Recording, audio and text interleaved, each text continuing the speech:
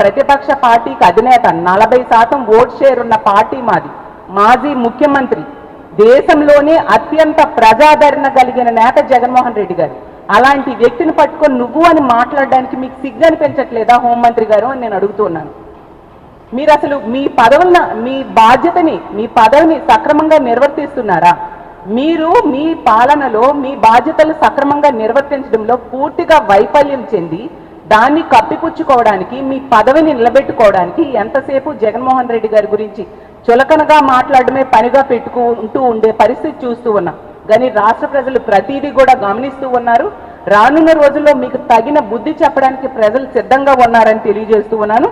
అలాగే ఆమె మాట్లాడిన మాటలు ఎలా ఉన్నాయంటే అది ఒక మతి స్థిమితం లేనట్టుగా అనిపించేట్టుగా ఆవిడ మాట్లాడుతూ ఉన్నారు. ఎందుకంటే చాలా సందర్భాలు, ఉదాహరణలు మనం తీసుకుంటే, గతంలో జగన్మోహన్ రెడ్డి గారు దిశ యాప్ తీసుకొచ్చారు. దిశ యాప్ తీసుకొచ్చి దాని ద్వారా అప్పుడు చెప్పడం జరిగింది, 3 సార్లు కనుక ఫోన్ ఇలా షేక్ చేస్తే వెంటనే పోలీసులకి సమాచారం అందుతుంది, 10 నిమిషాలు పావు గంటలో పోలీసులు వచ్చి ఆ మహిళల్ని రక్షిస్తారు అని చెప్పడం జరిగింది. ఆ దిశ యాప్ మీద నమ్మకంతో 1,30,00,000 మంది మహిళలు దిశ యాప్ డౌన్లోడ్ చేసుకోవడం జరిగింది. ఎంతో మంది మహిళలు దిశ యాప్ ద్వారా SOS బటన్ నొక్కి రక్షించబడ్డారు పోలీసులతో. ఆ ప్రభుత్వం అంతగా మహిళల రక్షణ కోసం ఆ రోజుల్లో పెద్దపేట వేస్తే ఈవిడ ఎంత చులకనగా ఆ రోజు దిశ యాప్ కోసం మాట్లాడారు మనందరము చూసాం. ఏంటి, ఇలా షేక్ చేస్తే సమాచారం అందుతుందా, నమ్మడానికి అదేమైనా నిజంగా ఉందా అని వెటకారం చేశారు. మరి అదే దిశ యాప్ని మీ ప్రభుత్వం కాపీ కొట్టి, మీ చంద్రబాబు నాయుడు గారు కాపీ కొట్టి పేరు మార్చి శక్తి యాప్ అని పెట్టి, అదే యాప్ గురించి మీ ముఖ్యమంత్రిగా ఉన్న చంద్రబాబు నాయుడు గారు ఏమన్నారు, ఆ శక్తి యాప్ ద్వారా 3 సార్లు ఫోన్ షేక్ చేస్తే పోలీసులకు సమాచారం అందుతుంది అని చెప్పారు. అంటే మీరు నోటికి ఏదొస్తే అది మాట్లాడేస్తారు, మళ్ళీ జగనన్న తెచ్చిన సంస్కరణల్ని మీరు కాపీ కొడతారు. మరి మిమ్మల్ని మధ్యస్థిమితం ఉందని ఎలా అనుకుంటాం చెప్పండి?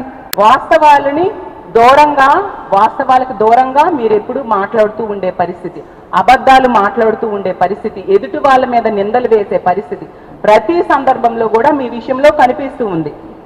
అలాగే తీసుకుంటే హోంమంత్రి గారు మాట్లాడితే అంటే చాలు జగన్మోహన్ రెడ్డి గారి కుటుంబ సభ్యుల మీద, కుటుంబం మీద వ్యక్తిగత విమర్శలు చేస్తూ ఉంటారు.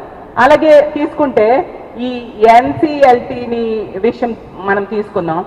జగన్మోహన్ రెడ్డి గారు NCLTని ఆశ్రయిస్తే అప్పుడు ఏమన్నారు, తల్లికి చెల్లికి ఆస్తిని ఇవ్వడానికి నిరాకరిస్తున్నారంటూ విమర్శలు చేశారు ఇదే హోంమంత్రి గారు.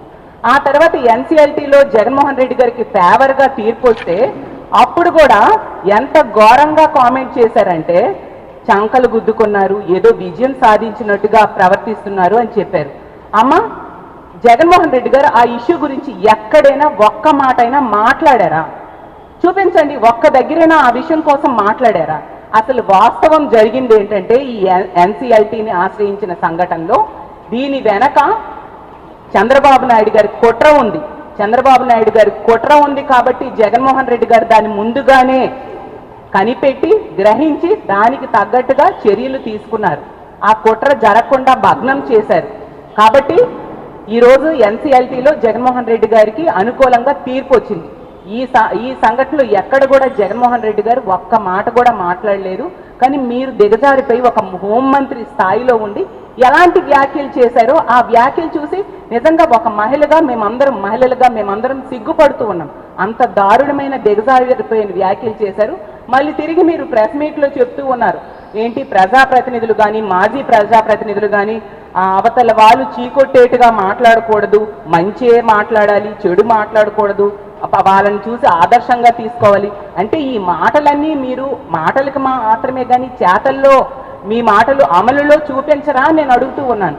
అంటే విలువలు లేదా మంచి మాటలు, ఆదర్శవంతమైన మాటలు ఇలాంటివన్నీ స్పీచ్లు ఇవ్వడానికి మీరు ఉపయోగిస్తారు, కానీ వాటిని అమలు చేయడానికి వీటిని మీరు ఫాలో అవరా నేను అడుగుతూ ఉన్నాను హోంమంత్రి గారికి.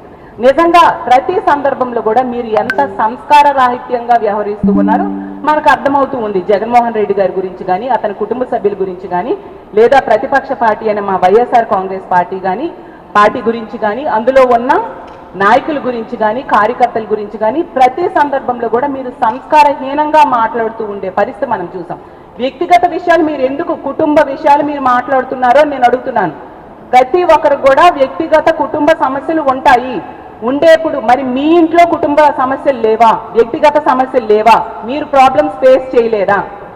దాని గురించి ఏ రోజైనా మా పార్టీ వాళ్ళు మాట్లాడుతున్నామా?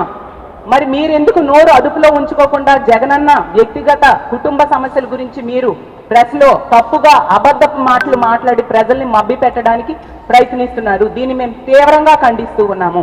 మరో పని, ఆ సంస్కారం లేకుండా ఆవిడ మాట్లాడుతున్న మరో అనైతిక పని ఏంటంటే, మా జగనన్న భార్య అయిన భారతమ్మ గురించి ఎంత దారుణంగా ప్రతిసారి కూడా ఆవిడని రాజకీయాల్లోకి లాగడానికి ప్రయత్నిస్తారు.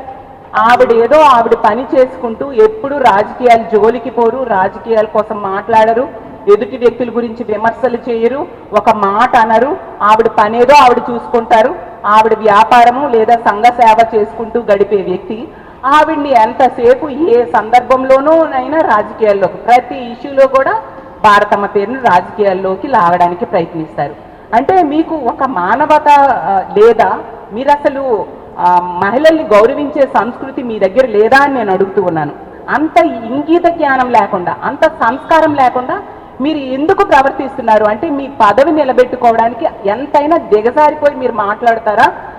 పాయకరావుపేట ఎమ్మెల్యే గారు అని మిమ్మల్ని అడుగుతూ ఉన్నాను. మీరు ఎన్ని విమర్శలు చేసినా, ఎలాంటి తప్పుడు మాటలు మాట్లాడినా అబద్ధాన్ని నిజం చెయ్యలేరు అని తెలియజేస్తూ ఉన్నాను.